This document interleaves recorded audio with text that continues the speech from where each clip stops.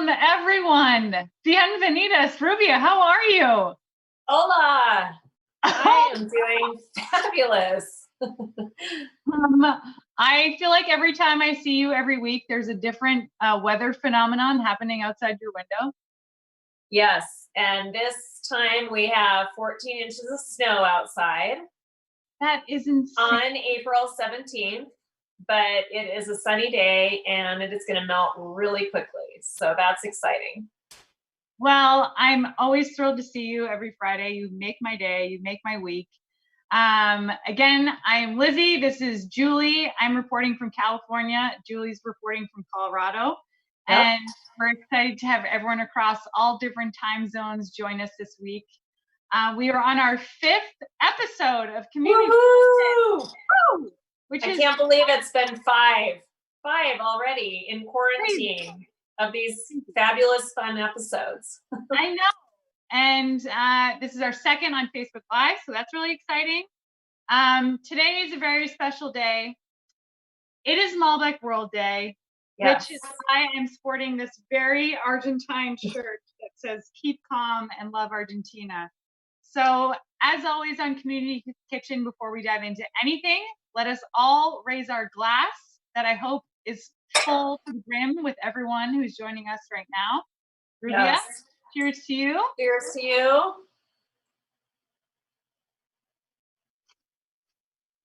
Delicious. Absolutely delicious. We are so excited.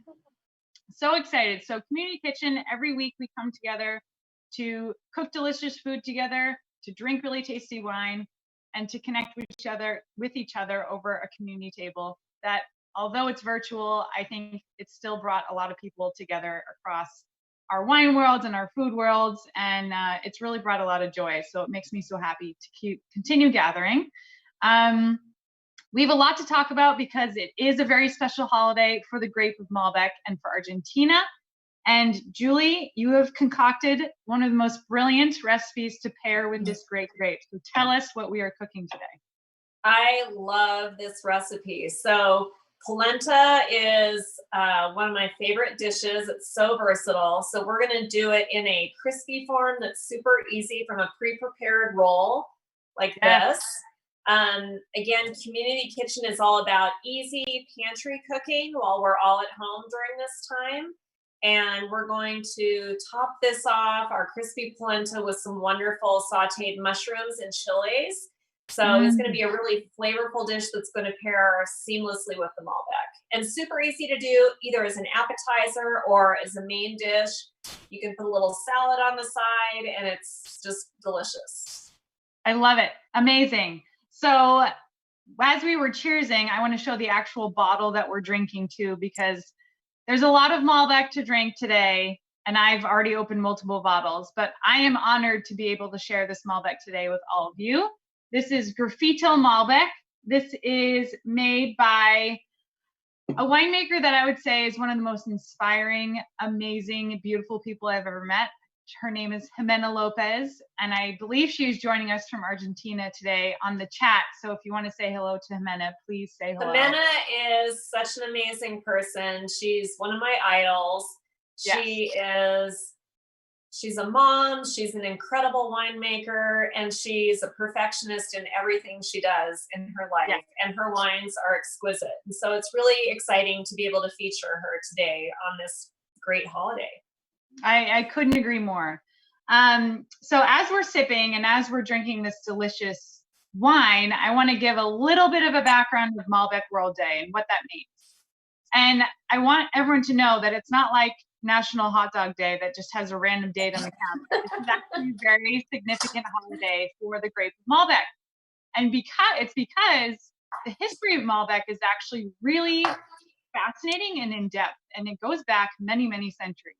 Malbec the grape originates from the southwest region of France and goes back to the Middle Ages, where history books have documentation of bottles of Malbec on amazing royalty tables during weddings. Eleanor of Aquitaine was an amazing fan of Malbec. But the really significant part of Malbec history is when the first vines from Europe, from France, came over to South America. So Malbec is one of the most prestigious 6 grape varietals from Bordeaux that are the red grapes. So we have Cabernet Sauvignon, Cabernet Franc, Merlot, Petit Verdot, Malbec, and Carmenere, which are 2 really emblematic grapes for Chile and Argentina. These vines arrived in Chile first, and they started a nursery where they started cultivating their vines to start growing vineyards with these grape varietals.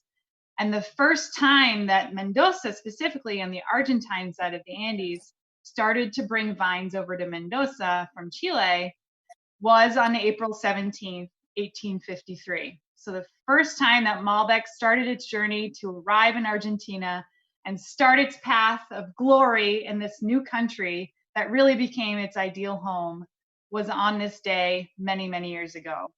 So that's why we celebrate Malbec Day every April 17th. And I think that every day should be Malbec Day, but it's especially nice to have a specific day in the calendar to celebrate this grape. Absolutely. And you know, what's so amazing is that a lot of people think, oh, Malbec is Malbec, but it is certainly not the case. And we consider ourselves kind of specialists in Malbec, in every personality that Malbec can show. And I will say that as a chef, I was first years ago, decades ago, introduced to Malbec in its French form, which is so much different from Malbec that grows in Argentina. And Argentina really seems like the #1 ideal home for Malbec because of the way Malbec can ripen and the way that it can show in the bottle. It's so much different. And so there are so many different types of Malbec to honor. And I think the particular one that we're tasting today and pairing with this food is really exquisite for showing the personality of this grape. It's so true. And I'm so glad you brought that up because it actually connects with last week. We were talking about the story of Carmenere and how it's called the lost grape of Bordeaux. Mm-hmm. It really was not replanted at all, really, in Bordeaux because it's a very late ripener. So the climate of Bordeaux doesn't fit with that. It's actually very similar to Malbec that just generally there was more of a shift to other focus of varietals. So when Malbec arrived to Argentina, compared to the more wetter, colder climate in Bordeaux, Mendoza is a desert. It has over 300 days of sunshine. It thrives in that sort of climate. So you're exactly right. Malbec from Argentina is unlike any other Malbec in the world. And also Argentina produces about 80% of the Malbec in the world. So they are the kings and queens of Malbec, no doubt. And I think once you really start diving into the different regions of Mendoza where Malbec is grown on different soils at different elevations, you can drink Malbecs of all types of personalities, whether you want light on its feet, juicy, fresh, or deep and sultry and tannic and luscious. And so there's a Malbec for every mood, which I love. And there's a Malbec for every dish, which is also amazing. Exactly. And I think Jimena's Malbec that we're featuring today has this wonderful bit of earthiness and spice, but also like this very lively lightness to it. It's not a heavy wine, which makes it really food friendly. It has nice acidity. So the recipe that I've chosen today, I think is going to highlight, it's going to enhance the wine and the wine enhances the food, which is always the goal for a food and wine pairing. So let me talk a little bit about this recipe. I'm a huge fan of polenta. So what is polenta? Polenta is actually a composed dish made from cornmeal. So you can make polenta by hand, which is kind of a laborious process, but it's pretty easy. You're basically whisking cornmeal into boiling water and milk, a little bit of butter, olive oil, salt, but it takes a while to cook. What you want to happen is the cornmeal grains begin to swell from the liquid. Or you can get your handy dandy pre-prepared roll, which is totally fine. And as a chef, I like to do as many things from scratch as possible, but this is awesome. This is really great. And you can do all number of things with it. Today, we're going to bake it. It can be fried. It can be reconstituted into a creamy form. But today, we're going to make some nice crispy cakes. So I have my handy polenta roll, which I'm going to slice about a 1/2 inch thick. So you're going to have slices that look like this. And what I'm doing is I'm putting them on a prepared baking sheet that I've lined with parchment paper. If you don't have parchment paper, you could use foil. That would work as long as you're lining it with a little bit of olive oil or some other kind of fat so the parchment will not stick to the polenta. And then you're just going to line these up. When we were talking about this recipe, I think, you know, we always like to think of alternatives. If you don't have polenta, you could use, you know, baguettes and make little. You could use a baguette. You can make crostini. So the same concept. You're going to slice your baguette about a 1/2 inch thin, brush it, or I'm going to show you spraying with olive oil. I'm a big fan of this. This is extra virgin olive oil in a little can, no propellants included, but it's an easy way, in this case, to just coat things with olive oil. You can also just brush on olive oil with a pastry brush or a spoon. And then you want to do both sides. Yeah. And similarly with a baguette slice. So I'm going to put these in the oven at 425. Takes about 30 minutes total. You do want to flip them over halfway so that they're getting evenly crispy on both sides. Love it. And that is going to be the base for our mushrooms. What's so nice about that too, so that there's the baguette option, but the polenta rounds are a gluten-free option, which is great. They're gluten-free and they're very versatile and they are very neutral tasting.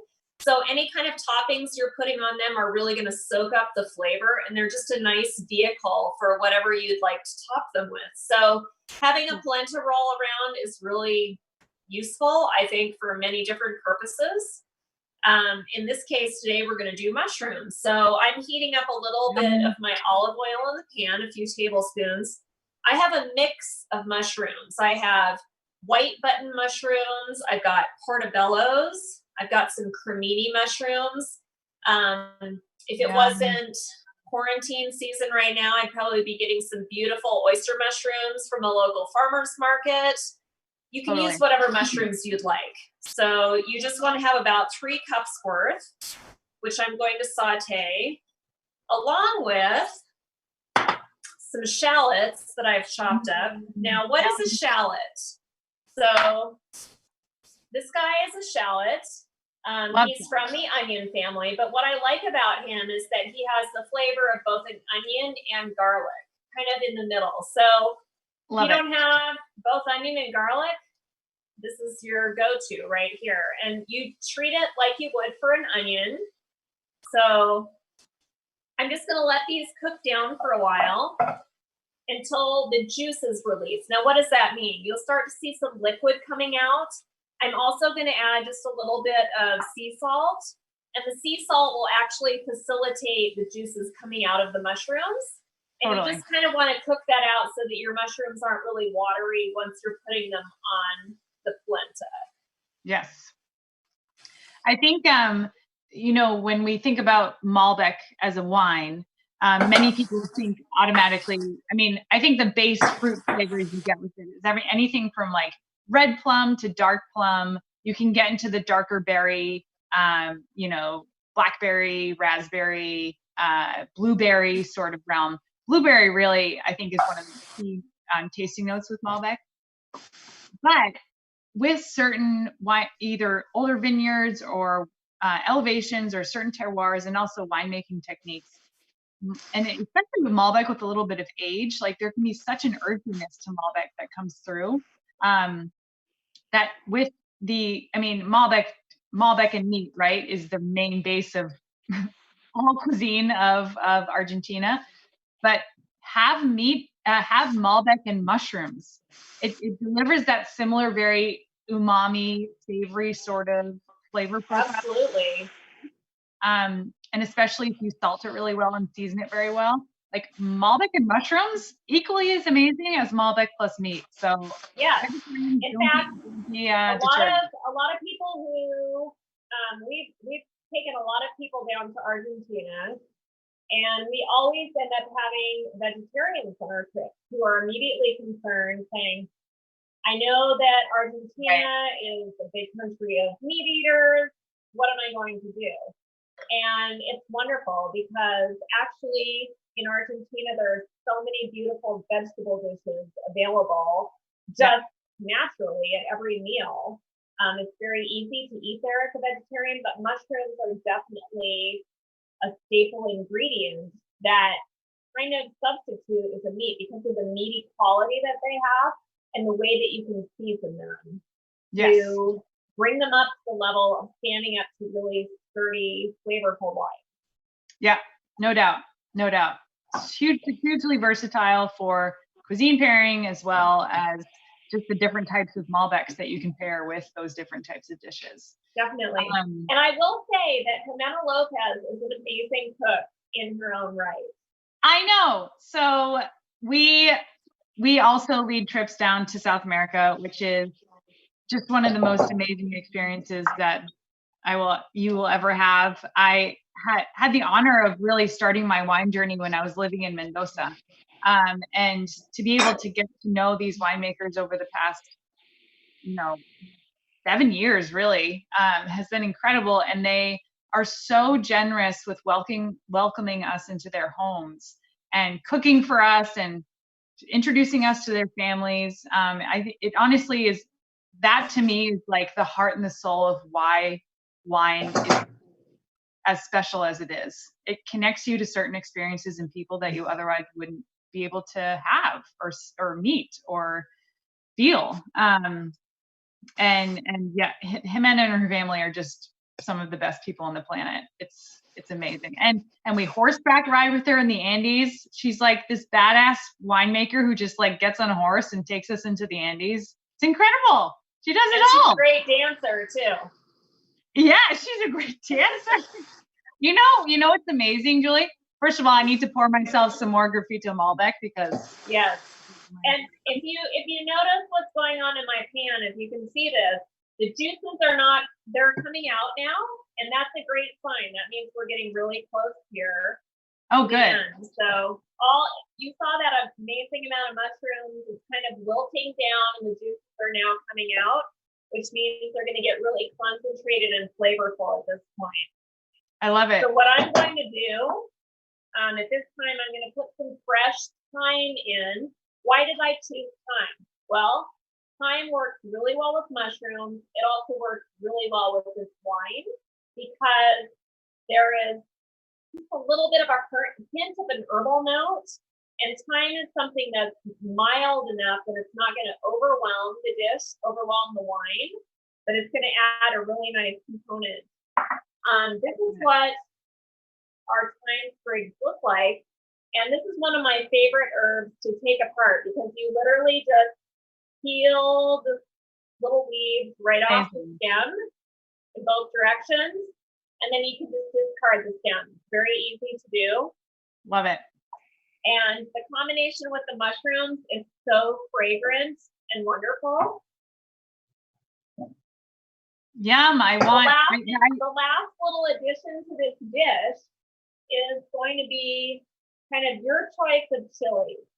I recommended doing an Anaheim because it's nice and mild, very flavorful, that can kind of suit a lot of different palates. Or I have these little firecracker chilies, which add a nice color. They're a little bit spicy though. So depending on your crew, you could even save these and sprinkle over the top of a few of the polenta rounds for those that like a little bit more of a spicy flavor. Love it. So today I'm going to go with my sliced Anaheim. Just kind of throw those in. And I'm going to use some of the red chilies as more of a garnish. I love it. Brilliant. You know what I was just thinking? Oh my gosh, this smells so good. I wish you could. I can't even handle it. It's amazing.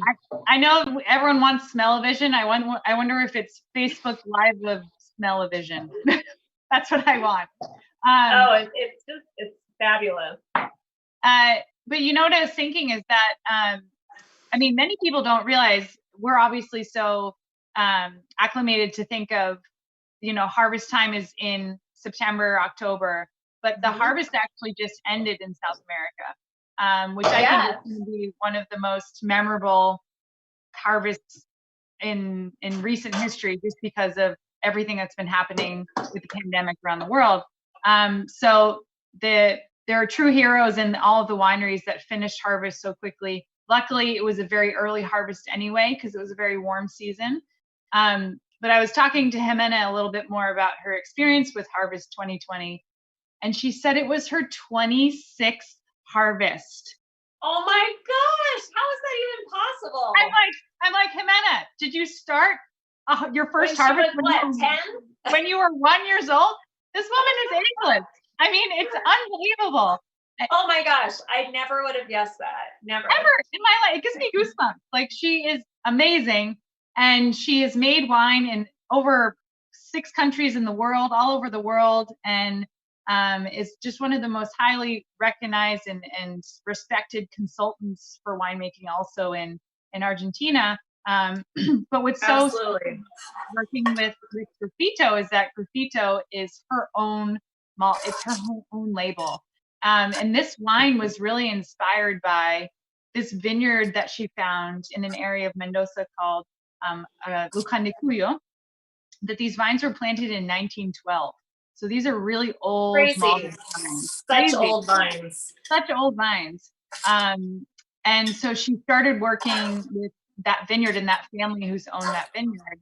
And then over time, as she started other vintages, she started blending in some fruit from the Uco Valley, which are 2 different regions in Mendoza. And the Uco Valley is a little higher in elevation, 3,000 plus feet into the Andes Mountains. And that gives a little more concentration and a little more violet aromatic to a lot of Malbecs, as well as certain structure elements to the tannins. It's been fascinating to watch the evolution of Graffito Malbec over different vintages. And a lot of you are drinking the 2017, which is a brilliant. Honestly, all the wines from Jimena just keep getting better and better.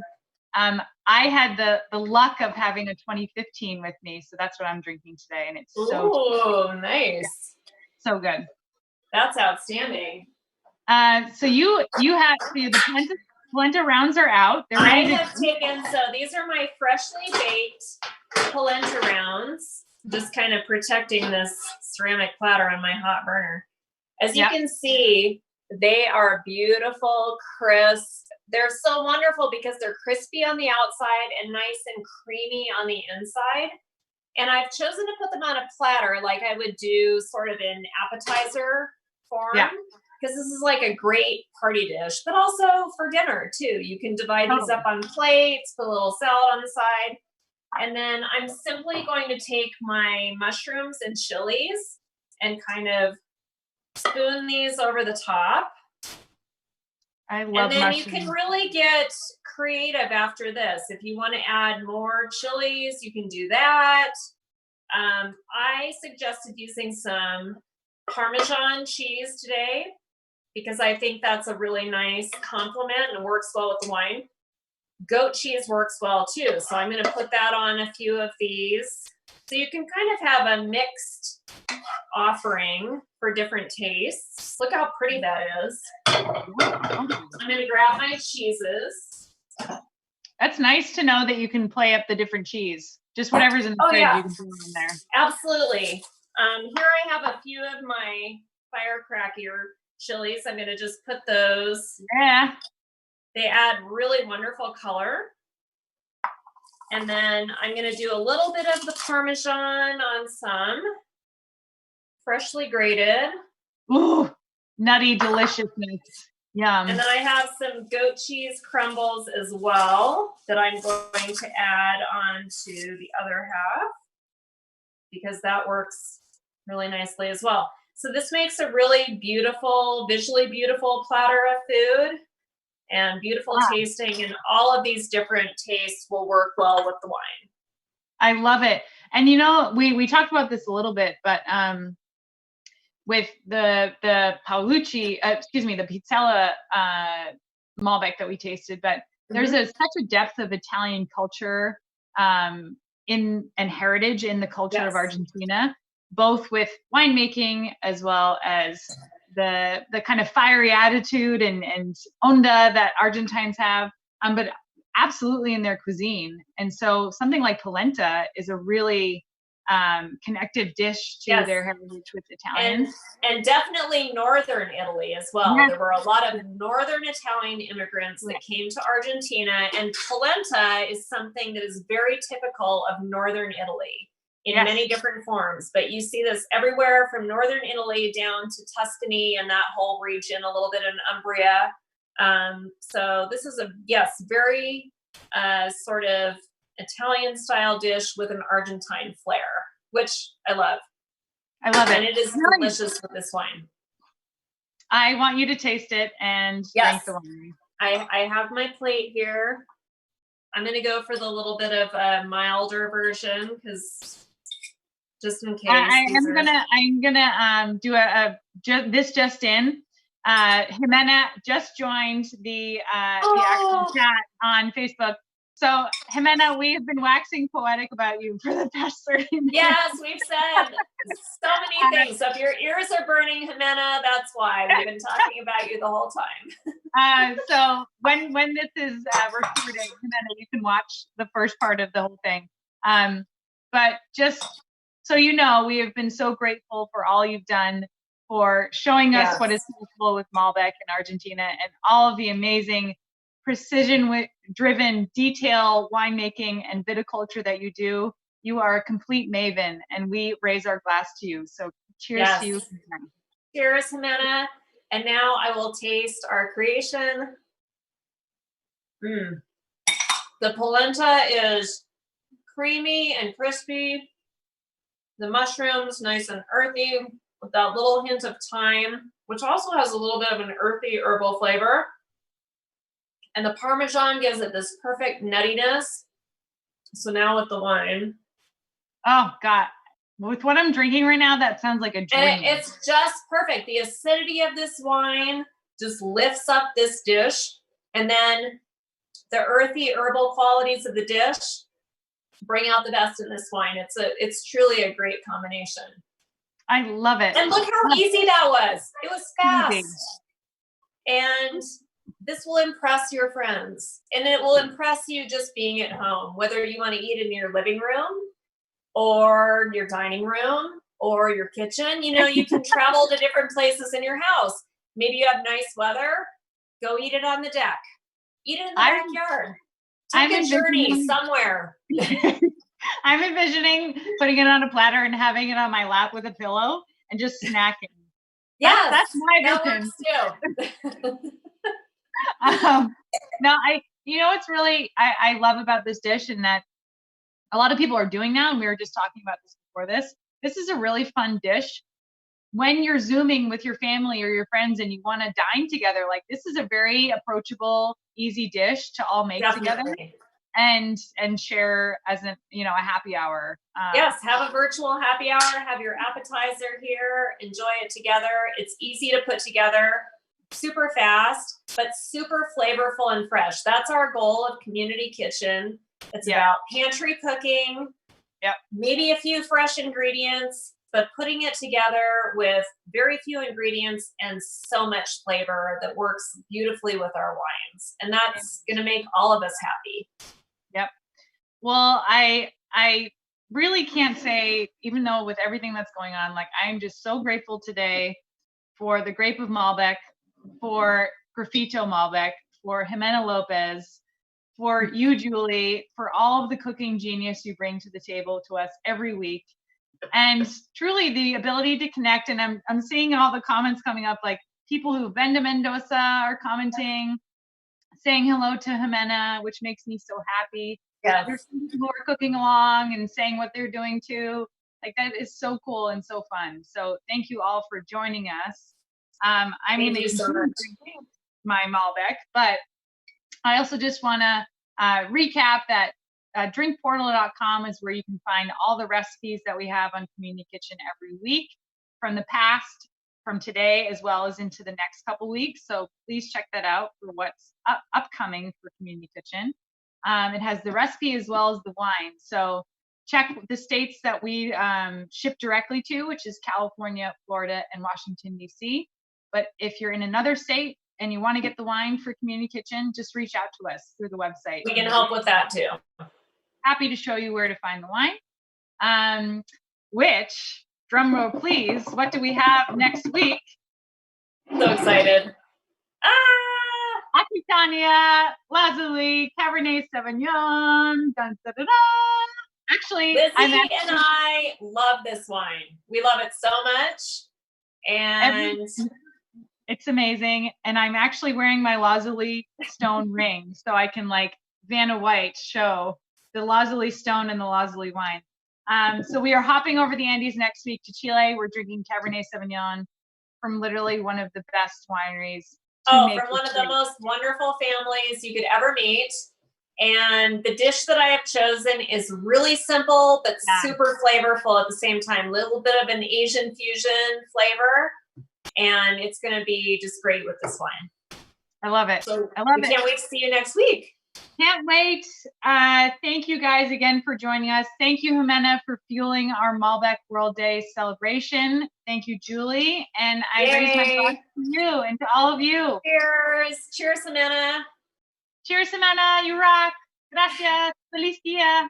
Ciao. See you all next week.